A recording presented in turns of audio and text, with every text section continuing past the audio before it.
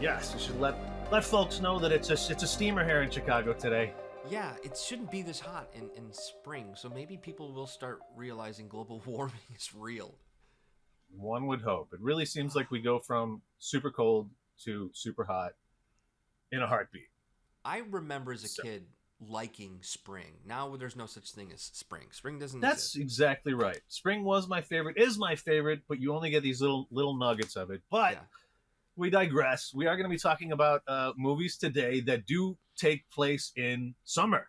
The hotter, the better for these movies. Yeah. It's Because, happy Friday the the date- 13th, by the way. Yes, happy Friday the 13th. It's Even though it's tomorrow for us, but today is Friday the whatever. 13th. I'm wearing my exactly. if you can see it, this is the Friday the 13th Ooh. part 2 Jason baghead shirt. Sack over the head Sack with over the the head. one eye. How is he able to see I with don't just know. that one eye? And we could get into that. Like, why didn't he make another hole? I agree. We should get into it because his fighting technique in that second one is kind of ludicrous. He's kind of a spaz. Yeah. Yeah.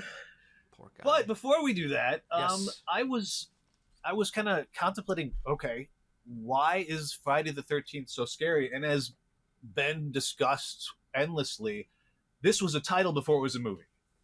Right. Yeah. I mean, Essentially, the producer just put the title in the paper, was trying to get money from it, and he didn't even have a script. It was just the title, but it worked. right. He was looking at the success of the Halloween movie, John Carpenter's Halloween, and basically was wanting in on the action. Understandably, but I will say that it is almost too much of a ripoff. Granted, whole nother setting, so I'll give it that. And the first one is less so than the subsequent films. But 13, obviously, unlucky number. I'm assuming that was the case before this movie came out. But doing a little research, there's two potential associations with Friday the 13th being unlucky. The date itself.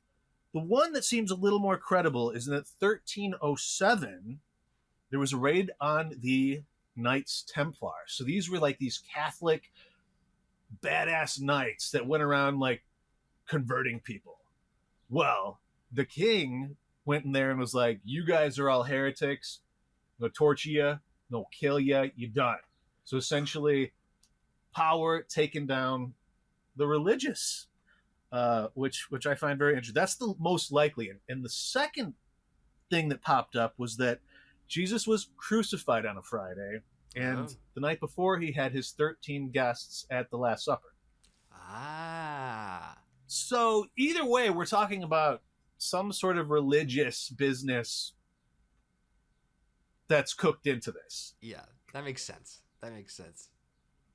It does. And when you think about the opening sequence of the first movie, we have the old camp with the old counselors singing Bible songs. Very. And of course, you got your horny couple that go in there into the woods, and you know what happens then. Yeah. But it's like that's the only time religion is sort of like brought into it at all. And we're going to talk a little bit later about where we think the franchise could go were it to come back. And I think maybe it should root itself in religion. What Friday the 13th? Yeah, maybe it should be a Bible camp. You know, like be very explicitly. Yeah. I mean, we were going to talk about that later, but anyways, let's talk about the first three and then the 2009 reboot, and then consider where it can go. Absolutely. What's your take on the first one? Okay, so it's a fun story. It's by no means like a great movie. And, I mean, you really don't have Jason in the movie. You know, there's the stories. No, he's only mentioned, and then at the very end. Yeah, he's like an urban legend type of a situation here. You know, something to scare campers and whatnot. I will say it's a fun, almost grindhouse type film. You know, a very gritty. It has that feel of like an independent film. You've got Kevin Bacon as Jack. Probably, one of his like first roles. So maybe it launched his career in that sense. So it does have roots. This movie has roots. It does, and everybody's heard of Friday the 13th too. It's one of those ones that is like at the top of the heap when we're talking about just notoriety, Mm-hmm. recognizability. But I think it's just okay. I don't love any of the first three that I watched. I love the lore, but I struggle with the movies. I love the FX, right? You got Yeah. Tom Savini doing FX that are really great. And speaking of Kevin Bacon, his death is probably the most notable Oh death of man, right all, through the net. Yeah, classic. Uh, which they try to kind of recreate in the next two. I don't know if you noticed that, but there are deaths that mirror that death a lot. yeah, like asleep in the bed, like being murdered in Right. bed, like your One, vulnerable one girl has state. a spear down into her chest from Yeah, above from yeah. Jason, because obviously it was the mother in the first one that did it to him. Pamela, But then Pamela watching Voorhees. the third one today, there's Mm-hmm. the girl in the hammock post-coital. Mm-hmm. She gets the machete through the hammock. Yeah, And of course, the yeah. blood's dripping on her as it had happened in that first one, too. So there was a lot of like rehash, I felt like, that kind of takes away from the quality of the series. Yeah, you almost could just lump the first three movies together as an origin story to really get this franchise going. It took certainly 4 films to really get Jason to where he is. I mean, he doesn't even pick up the mask in the third one until like it was like the end of the second act or third act. So Right. you But I still, love that lore. We'll talk more about how he yeah, gets that mask, but that's probably my favorite part of three is the character yeah. that he ends up taking the mask from. I'm sorry to interrupt. Go ahead. No, but no, I'm just saying the first 3 Friday the 13th movies are certainly not my favorite in the whole series. It just What's your favorite then? Because I haven't really watched this series through. well, yeah, it goes. I And there's a mean, TV show, right? I noticed that there was a series, a Friday the I 13th series. I don't think it did all that well. And I'm sure Okay. there's legal stuff going on there as well. This whole franchise, even to the day, is caught up in legality and preventing it from, doing anything at the moment. I have never seen the series. There was also a Nightmare on Elm Street series, Freddy's Nightmares. Right, Freddy's So, Nightmares, which I think is now streaming I somewhere think for it is free streaming somewhere. I have never for the seen. first time. Yeah, I think you're right. I'd love to see where they take the TV series. I'd love to watch Same. that. I know it does have 3 seasons when I was doing a little research. So, Interesting. I mean, it wasn't a complete failure, I reckon. But yeah, I Um, would like to see what they did there too. yeah. So Granted, part of the problem with this is, like you said, it's all one big movie because they made all these so consecutively, right? There yeah. was no time to kind of like think through what should happen next or what would make a more, I don't know, Yeah. potent product. I don't think they ever thought, longevity story arc going on here with Jason. I mean, Jason goes Okay. all the way up to Jason X in the series. Freddy versus Jason. I mean, those are. I remember really liking 5. I'm trying to think of the names. They're not like coming to mind. But like the later in the series when you've got Kane Hodder coming in as Jason, he is my favorite Jason. Okay. Brilliant. What stuff. differentiates him? Oh, I think he really understands the character. I think his movements were there. I think he embodied the character. I think before that you had C.J. Graham, who was the Jason, and then in the first 2 and 3, I'm not certain. I mean, I think that was the same actor. He had more of like a broad shoulders, like bigger. Okay. Bigger framed. Just more menacing. Yeah, but Kane Hodder was a professional stuntman, and I think he had an acting background as well. But I really think he is Jason Voorhees. So All right. In that argument, I really think Yeah. it took a long time to actually create Jason Voorhees. And the first 3 movies were still just setting things up. If anything, you're really setting up the Okay, location. so this is my question then for you, because this is something that was really bugging me in these first 3 movies because it's not super clear. There's just this vague motive. I understand his mother's motive in the first one. It's pretty good.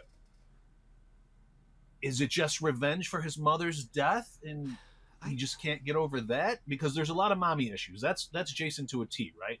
The mommy issue thing was really played up in the second one. Yes. I don't think it is a revenge story. I think it's a troubled youth, someone who had been bullied for the way he looked by other campers as a child. I think he was sent down the wrong path from being bullied. Interesting. Okay, so he's essentially a Grendel figure, a Beowulf. It's this outcast. Yes. That's going to go in there and he's going to ruin the mead hall. He's going to destroy the fun. For those of you who are not familiar, Beowulf is the first thing written in the English language, and the big bad net is Grendel. Lives down the block kind of and gets pissed off when everybody's drinking, having fun, being merry, which is not different from what's going on here in a lot of ways, because Grendel was a hideous beast, and Jason too was a not a very handsome fellow. Let's put it that way. No, yeah, I mean, talk about the end of is it 1 or 2 in the lake, the final jumps. Yes, 1 when he jumps out as the kid, that's right, and pulls Alice into the water. Yeah, I mean, you can see he's like a Swamp Thing in that moment. He's very swampy. Kind of, yeah. And I don't know if you remember, because I just watched 3 today, but the mother jumps out at the end of 3 to pull in our final girl in that one.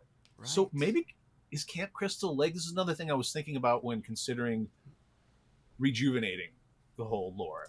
Is Camp Crystal Lake maybe like a Lazarus pit or something? Is it rejuvenating? I like that. I really like that idea, because you have to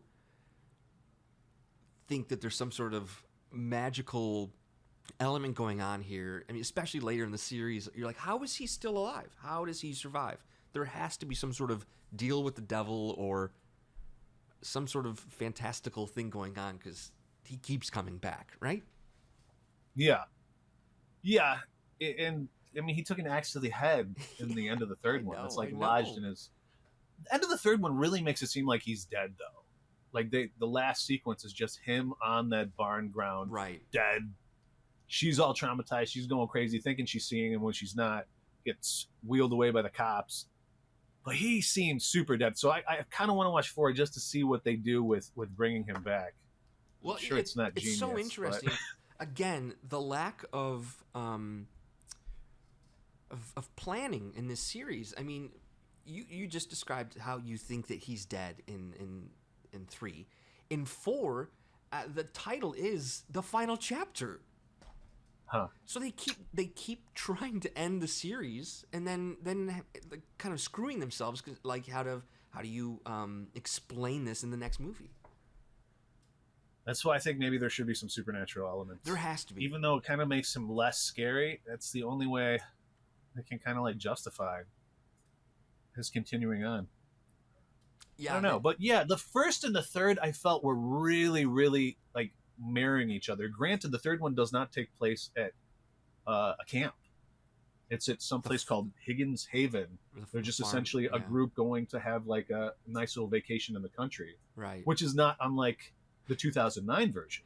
Right. Which has nothing to do with counselors. And I think when you do reboot it, you got to go that counselor angle. You have to. You just have to. You have to. I mean, you need that's essential to the lore. And we'll get into that too, but there's a lot of things that you need to rewrite, essentially.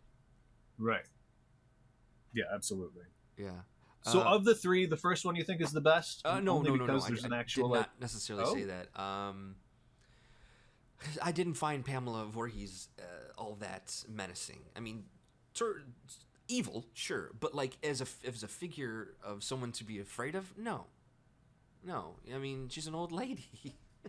Yeah, no. In that sense, she did seem pretty frail. Granted, she kind of did sneak up on people and kill them, but you're right. I don't know how she was so confident there at the end and really toying with Alice and making it seem like everything was hunky-dory before like really laying down why she was doing all this, because her poor son Jason was picked on. Speaking of which, I want to see Jason and his mom's interaction when he was being picked on. Yes. When the camp counselors were ignoring him. Yes. Because I was thinking, were it to be rebooted, if you're going to do like a flashback sequence, this is the stuff I want to see. it may be something along the lines of like one of the counselors was really nice to Jason, was very empathetic, was helping him try to swim, and Yeah, some sort of motherly figure, like somebody. right, Yes, a yes, legitimate. yes, like someone who actually cares about him. Yeah. So out of the three, I have my problems with the first one. Number two, a lot of people in the horror community don't consider him to be like the actual Jason, because I've even seen people say imposter Jason because of he doesn't have the mask. He doesn't have, Right. He's got this sack over his head, which still is a very scary, he is menacing in this. Right. In some ways it's more scary, but it's less visually appealing. Correct. It's because less I will say in the third one, iconic. when he, right, exactly. You're not going to make, Funko Pops out of that. I mean, they actually do have one of him in the sack, but it doesn't have that same sort of marketability, I guess, as once he did put on that mask. Right. Let's talk about that third one though. And you got Shelley, this guy who continually is self-deprecating. He's brought on the trip with him. His buddy, who's his girlfriend is pregnant. We have our first pregnant person death in the third one, Right. which is kind of glossed over because Yeah. he just mentions, I'm pregnant, I can't be smoking all the weed. There's a lot of weed in the third one too. Yeah. But Shelley, it's this kind of like really goofy-ish guy, but he's so down on himself, and the only way he can get people's attention is by pranking. So he's pranking left and right and gets them to think he's dead multiple times before he is actually dead, which sets up, knock it off, Shelley. But at some point, he does scare the girl that he's interested in wearing the mask after he tries to like drag her into the lake. You don't see when Jason picks up the mask though, which is interesting. It's like Shelley never notices that his mask is missing because he dies after his mask is taken. But it was a really interesting character in that he just was so down on himself and was acknowledging, I'm not a good looking guy, I'm never going to get a chick, so this is the only way that I'm going to ever get any attention is by being a jerk, essentially, is what he says. Yeah. It is really weird that you don't see him like find the mask. Which isn't the case in the 2009. That's right. A sweet moment. I was just going to say, it's almost like in 2009 they fixed that wrong. Right. There's a lot of things going on in Friday the 13th Part 3 here. I believe it was also created with 3D in mind. So there's a lot of things that don't really feel natural, like with the harpoon, for example. Yes. The shooting of the harpoon, it's almost like it's comical because you're following the harpoon. It's ridiculous. I actually started taking notes on the 3D moments that were likely meant to be. But we're talking 1982, so I don't know how good that 3D effect possibly was. Most of it involved eyeballs. Yes, the harpoon to the eye. Oh my gosh, that's another thing I want to mention. The final girls in 2 and 3 are like with dudes that are at least 15 to 20 years older than them. It's very awkward. But the guy in the third one, he has his head kind of squished, and it's such an obvious shot that they switched to the mannequin where the eye pops out and comes at the screen. It's just absolutely ludicrous. Not a huge fan of 3D as a whole. I only think it's like effective in claymation stuff or like Coraline stuff along those lines. Where it is all CGI, where you can really take the 3D into account via its initial production. Well, I also seen it work. Go ahead. I was just going to say, I think it can really harm, especially in the 80s, you've got VHS, like, it's really taking off. You're bringing home movies. If you're not watching it in 3D at home, you've almost, like what we were just talking about, we're not watching it in 3D anymore. You're doing yourself a very big disservice by designing it for 3D if it wasn't meant to be seen like that forever. Exactly. Right. And they were taking the actual production of the 3D elements so much into account that it does make it feel hand-handed, the actual creation, editing, I guess. It just didn't work. And 2 was so cheesy, man. And they let you know what a cheeseball movie it's going to be right at the top with the title card exploding. Friday the 13th 2. absolutely absurd. We Yeah. talked a lot about that with Halloween. The scores. What do you think about what's going on with the music in this series? Well, I think the first 2 or 3 are all composed by the same composer, Harry Manfredini, Okay. and I mean it's iconic though, the and Right. then you find out later it's kill kill kill kill kill. Oh, okay. Yeah. Uh, I think it was more effective in the first and the third. The second one uses that like yeah, too much. too much. I right. was drowned in the kill kill kill.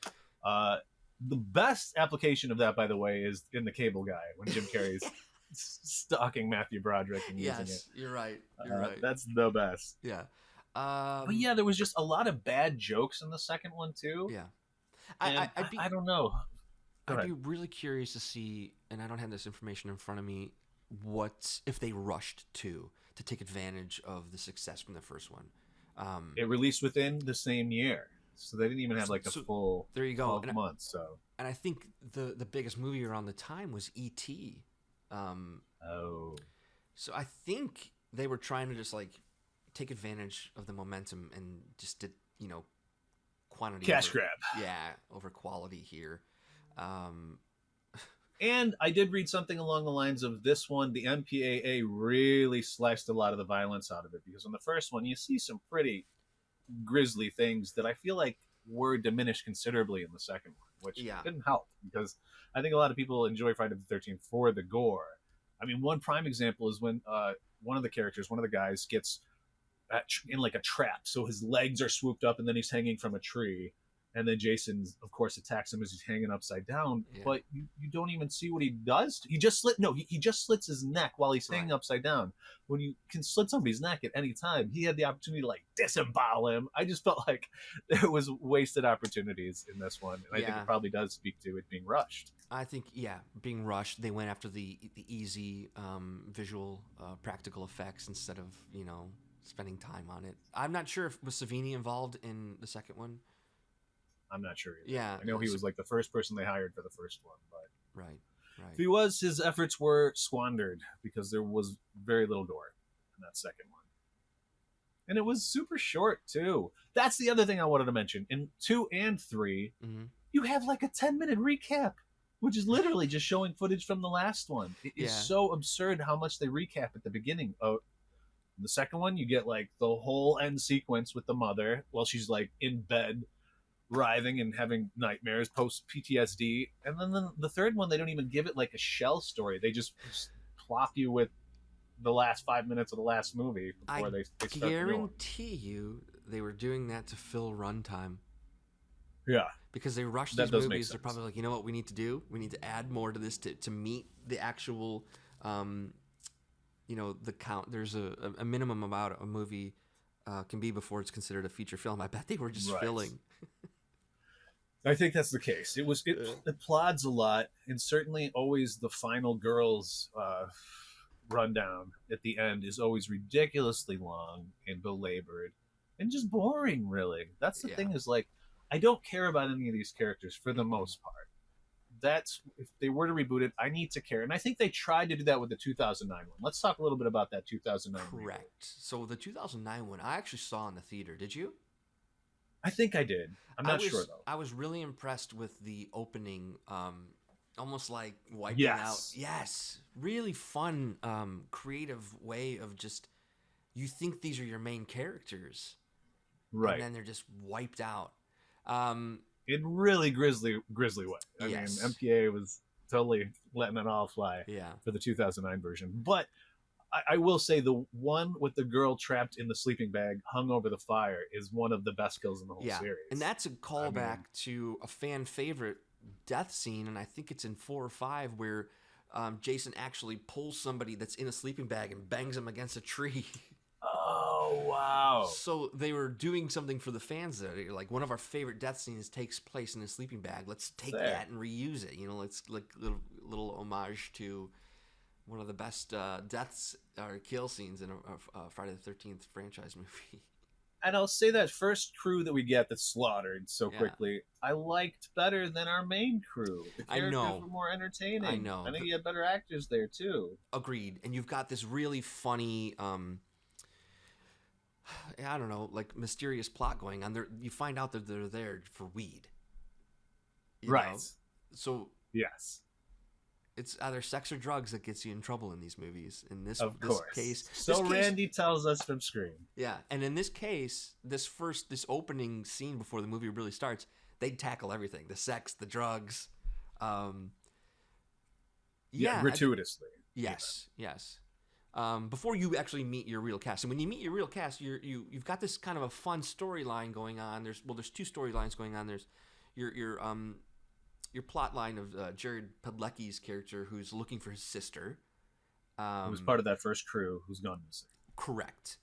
And then you've got just like these douchebags who were just trying to have fun at the lake house. All of them are unlikable, except maybe she's not even our final girl. Except maybe the lead girl, Hannah Baker. Yeah. And even her character is so hollow. I do appreciate that with Jared. His character at least had a motive that made sense. He has a motive that's tried admirable, a little bit, you know. Right. He's trying to save his missing sister. He's never given up on the idea, and he's literally going like door to door handing out flyers. Yeah. Do you when you're watching these slashers prefer it when you like the characters and see them get killed, or when you don't like them? Because as you said, this is such a crew of douchebags, especially the Right. blonde dude. Oh, he's so so funny. horrible. He's so funny. You're like, rooting for Jason against these characters. yeah.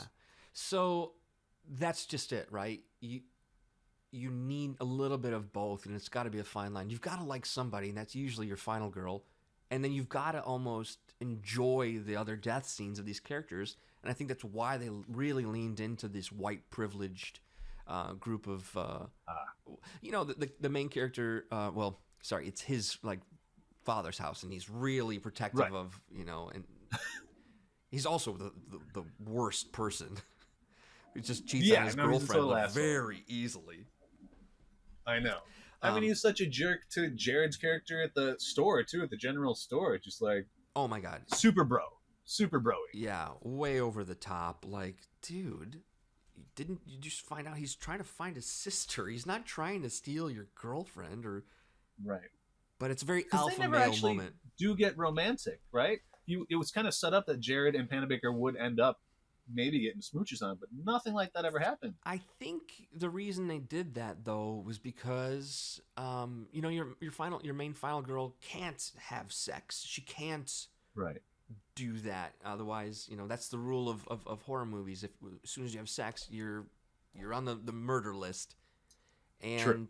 I think that they played that like as a redemption thing for her. Like, she's a nice person, she's going to end up with the nice guy, but I didn't need that to be a payoff. I didn't need to see them like Plus, she does get killed. Well, She's right. not our final girl. Right. True.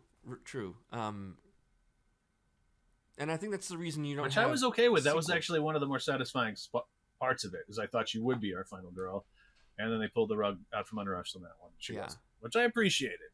Okay, what about Jason kidnapping this woman? Doesn't it kind of go against this whole Yeah, this is MO, the sister character? this is weird, and Super weak. I think it's gotta be explained a little bit better that he's trying to replace his mother essentially. Right. He sees some. I mean, they make Jason so delusional that he can't even remember his mother. That he's willing, Right.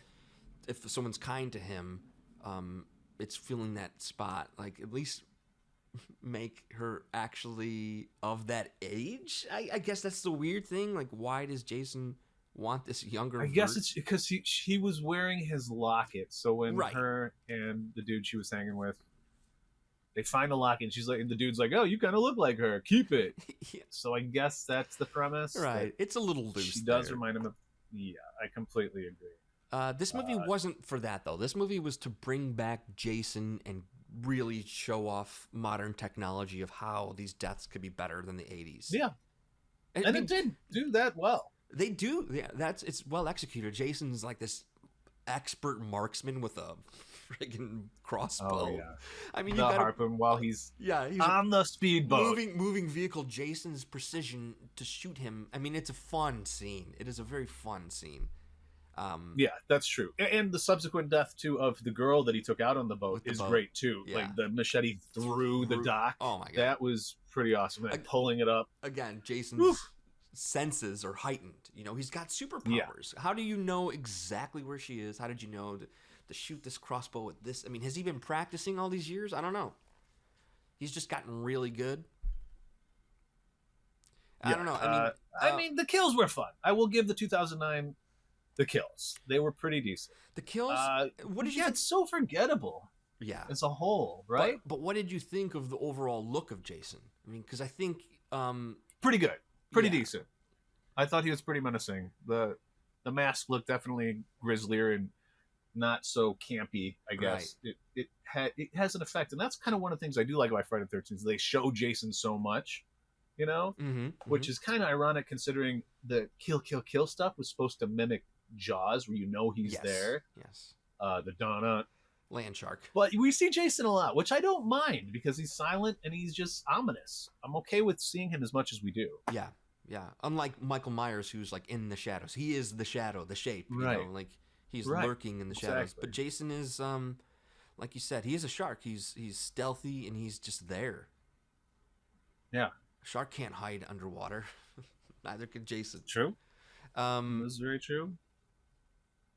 I mean, I thought it was a really interesting idea of like, you're still not really dealing with campers here, but you're dealing with rich people on the lake.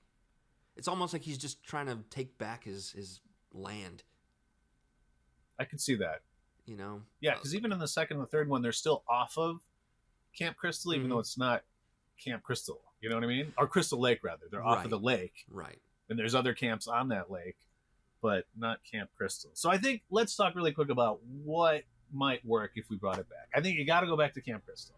100%. I mean, the Camp Crystal Lake is your second biggest character. You've got Jason Voorhees and you've got Camp Crystal Lake. As soon as you remove Jason, which they totally did in the original series, they ran out of ideas where you've got Jason takes Manhattan, Jason's going to space. They were trying to get so inventive when you really just need to keep it simple, stupid. You know, you have your location, and I think what you need to do is tie Jason's powers to Camp Crystal Lake. As soon as he leaves that area, he's not as I think that's menacing. accurate. And I think that's like I love the idea that you came up with. Like he's protecting that area. Yes. He's territorial. Yeah, that would mix. He's an animal. This is his land. Nobody come around his zone. Or like you're a going grizzly bear. Like he's protecting his land, and then you can almost see why. You know, I mean, you've got these great things. You could really lean into that. And Jason's almost the protector of this land against what man's doing to forests. Deforestation, like just burning. Yeah. So why don't you have this group of like rich lumberjacks or whatever, developers coming in and trying to actually destroy Camp Crystal Lake?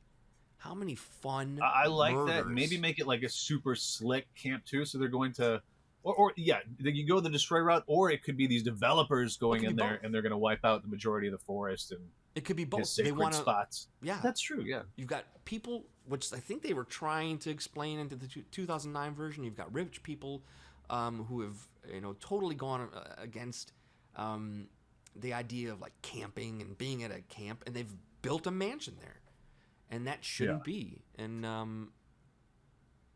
the idea. Yeah, I like that angle. Yeah. Yeah. I also would love to see Jason and his mother have interacted. Like if in some flashback zones. Right. Like maybe she teaches him to kill, or do we see that she's crazy before her son is, teased and tortured? Well, I kind of want to see that bond a little bit more, where it makes more sense that he's so obsessed with her. Yes. Yes. 100%. And if I'm relaunching the Friday the 13th franchise, I'm thinking longevity. I'm thinking sequels, because that's what this is. That's what this genre is. And I'm not just thinking about the 2009 version didn't really leave room for what's next. No. That's why That's true. you have to start over. You have to go back to the roots, like what you're talking about. Agreed. With like the mother teaching him before he was Jason. Like, I mean, or Jason Voorhees, the monster. You know, he was still a little boy, and yeah, you need to show why he's so protective of the land. You need to show why he's willing to murder these people. What causes him to want to murder, and not just flashy death scenes. I mean, let's compare it to a Halloween franchise. I would do the exact opposite. I would not have an old Jason or, you know, like an old Michael. No. But same thing with Texas Chainsaw. I think more so than Michael Myers, because of the nature of that first one, and it is about family and legacy. I think like a Jason Jr. is plausible. I mean, maybe it's a little ridiculous, but especially if he's kidnapping women, I mean, there's that possibility that he could have Spawn down the line if you're talking longevity. And since he, I mean, yeah, what if it's, you know, Jasonette? You know, he has a girl that he teaches to be like. I love it. You know, something along those lines might be intriguing for like a third installment of a new gen. But I hope so, man, because the game was amazing. I know there's no more updates on the game because of the lawsuit that you mentioned. Yeah. Jason, I don't know if you ever played Dead by Daylight, but he's one of the characters that can come after you, and he's one of the scariest ones. He's so iconic that I think he deserves a story that he has yet to get. Yeah, I mean, I think we remember the Friday the 13th franchise fondly because, you know, we grew up with it, but I really don't think, as you just said, they got it right. Or, I mean, he needs something he deserves because it is a fun character. Yeah. And I would agree. I had this thought the other day when we were like talking about this, and I really think it'd be fun if you had an imposter Jason. You had somebody like copycat killers, because it would be so easy to have that mask. So you start this franchise off with somebody who's a copycat from like the folklore until Jason finds out, or maybe that's how he gets his mask, right? You've got this copycat killer, and then Jason gets pissed off because someone's taking his credit. I could see that working, almost kind of like what goes on in this new Batman movie in a way. Right. But that actually brings up one question I did want to ask you about the third one, because our final girl is going back to this Higgins Haven place where she was kind of accosted in her past. Right. Do you remember she was attacked by some masked man? Mm-hmm. Was that Jason? Possibly, right? How else do you how else do you explain that? Yeah. Before he I don't know. It was kind of strange. I felt like it was almost like crammed in there, giving her that PTSD with having been messed with in the past. But if it was Jason and they explained that better, maybe it would have had a little bit more oomph.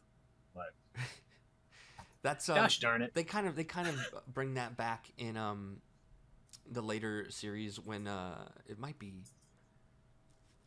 the final chapter where the girls basically carry and she's got powers. And we don't need to get in there. We could cover more of this in another episode, but they try to like bring it back where like you're facing your fear, you're going back to face Jason, and I don't think it worked. They were just cramming in another character into this. What if it's Jason versus Carrie? Ooh, that might be interesting. I mean, Jason versus Michael would be, I think, the most logical thing. Or are they just too much alike? Well, right. I think that's why they went Jason versus, Freddy versus Jason. Yeah. Because they were so opposite. Blocky. They were too opposite. You've got that's true. Freddy Krueger, who is, nonstop talking, and you've got Jason, who doesn't talk. Kind of like Michael. I can't really remember Freddy versus Jason that well, but I'm assuming Freddy does pop into Jason's head and kind of maybe does traverse his past a little, or no? Basically, everything Freddy tries to do fails. Jason is still just too powerful, and then by the end of it, you've got Freddy pulling his mask down into hell. So they were trying to set up more collaborations, but none of that worked. No, and I think a lot of it had to do with I think it made money. I think it was that legal stuff that has now plagued Oh yeah, Friday for so long. yeah, and Which I is a think bummer.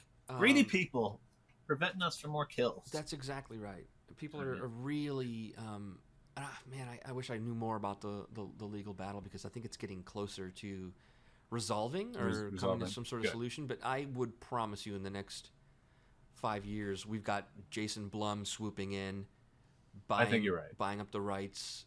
And yeah, after the success of the Halloween series, yeah. it'd be stupid not to. I could see Yeah. that. Well, that's all I got, my man. Same here. He is one of my favorite characters. I don't know if I like him more than Michael or Freddy, but he's right up there. I don't. Cannot Yeah, wait. He's top 5, but definitely behind Michael for me because Michael, I think, is a little more profound background, and Freddy's just scary beyond plus belief. Michael's the OG, you know? Right. Exactly. Exactly. But yes, on this Friday the 13th, people, I mean, more than any other day, please do your best to stay alive.